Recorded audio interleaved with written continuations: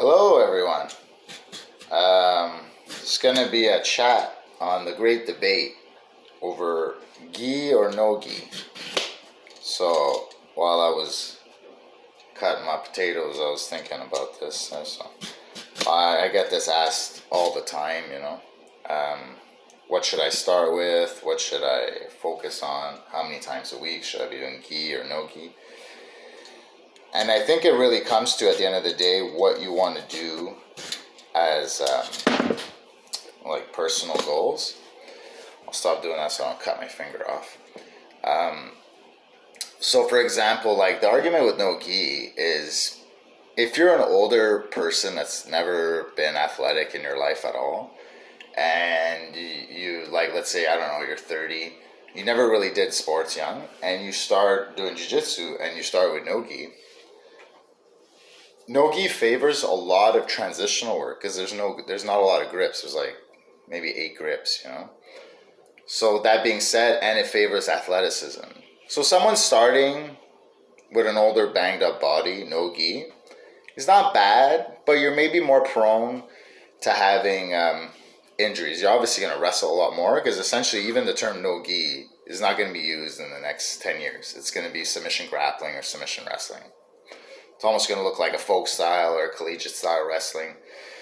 It's going to look like freestyle wrestling with submissions, basically, So with that being said, the gi, what's good for older practitioners that are starting to sport or people that just don't want to be that physical or that competitive, is you're blessed with grips, you're blessed with offense, because there's a lot of chokes you can do. No gi, you have essentially only 6 submissions you can really work on,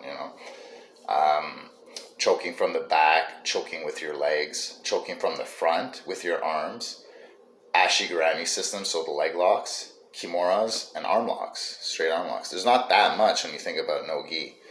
If you talk about just gi strangles, I mean, my God, you can teach someone for like a year and a half just about choking someone with a coat on.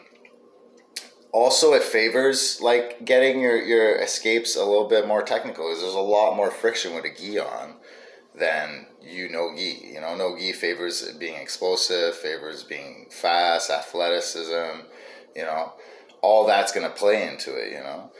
Someone no gi that's a little lazy and that's got a really really good grip, and they grab your cross collar. You're a little late on breaking that grip. Well, they're gonna be able to slow you down for a little time and be able to get their offense going.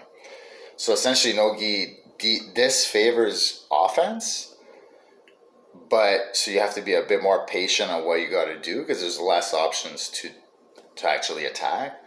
And gi favors offense. So for beginners, it's actually beginner friendly in a sense because you have a lot of offense right away, and the guy has to be really good defensively, breaking your grips and breaking sleeve grips. So it kind of gives you success at first, Now let's go deeper into this. The biggest tournaments in the world with money, if you want to be competitive, it's not even an argument. This should not be a debate. Are no-gi, ADCC, all these super fights. MMA guys do not want to train necessarily with gi world champions that take the gi off 4 times a year, So you have to at one point look at the statistics of it. Long term, you have to kind of go towards no gi and submission grappling because that's where the sport essentially is going. The UFC is huge. ADCC pays the most. I mean, like, you know what I mean? Like, like it's the most prestigious, So, all these tournaments, like, it's sad to say, but, let me know what you guys think there. All right. Cheers.